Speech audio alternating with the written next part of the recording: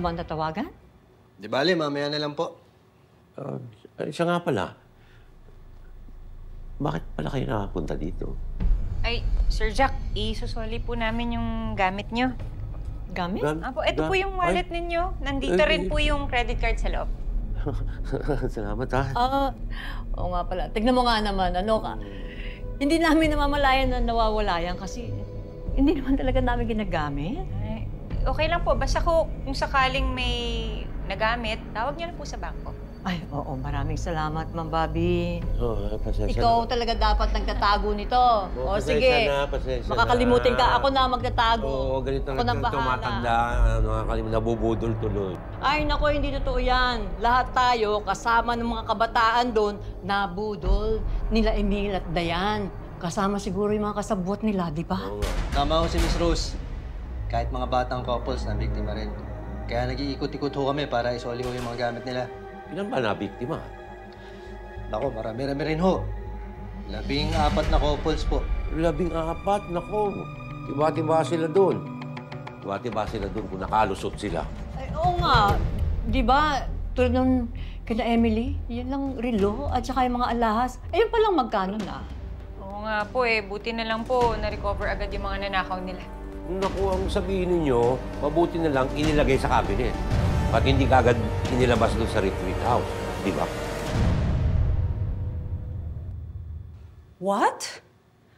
Oh no, this is bad. Nag-report na ba kayo sa mga pulis? Sige, sabihan ko si Glenn. Balitaan mo ko, ha? Okay, bye. Cecilia, buti naman dito ka na matutulog. We share coffee. Thank you. Tumawag sa akin si Miss Tess. You won't believe this, Glenn. Naakyat bahay yung ibang couples na kasama natin kagabi. Talaga? Pero, paano nangyari yun? Di ba kainuman natin si Emil at Dayan kagabi?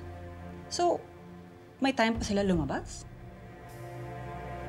Either ganun sila kagaling or may kasabot sila sa labas.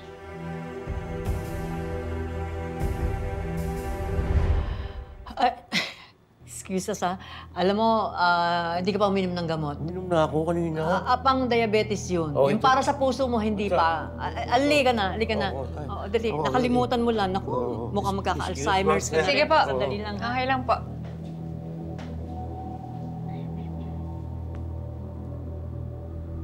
Sir, okay ka lang? Hindi mo ba napansin yun? Paano nila nalaman na doon sa cabinet nilagay yung mga ninakaw? Eh, wala naman tayo ibang pinagsabihang iba. Oo nga, no. Sa tingin mo, may kinalaman sila? Sir, sa tingin niyo ba, sila yung nag-set up ka na, Dayan? Malakas ang kutob ko. Palagay niyo, sir, alam nilang pinaghihinalaan natin sila ngayon. Sana hindi. Halika dito. Bakit? Sabi mong cabinet, wala silang kinukwento tungkol doon. Sorry. Nadulas ako. Sabi ko nga, nadulas ka, di ba? Na-pick up kaya nila yun? Nakita ko yung mata ni Tonyo, napaisip siya. Eh kung mali ka, Kailan ako nagkamali? Kailan? Sumagot ka? oo nga pala, hindi ka nagkakamali. Talagang hindi. Anong gagawin natin ngayon? Dalawa lang yan. Arestuhin nila tayo o unahan natin sila. Paunahan na natin sila. Ayoko yata makulong. Sino may gusto?